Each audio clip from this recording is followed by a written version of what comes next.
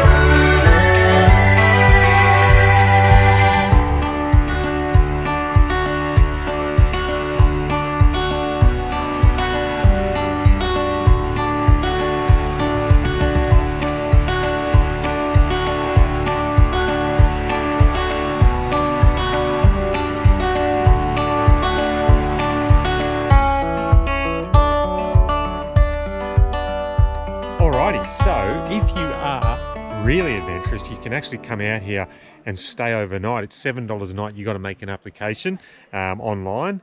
Yeah, so beautiful spot. You've obviously got to be self-sufficient, bring your own water, your own food. There is a composting toilet.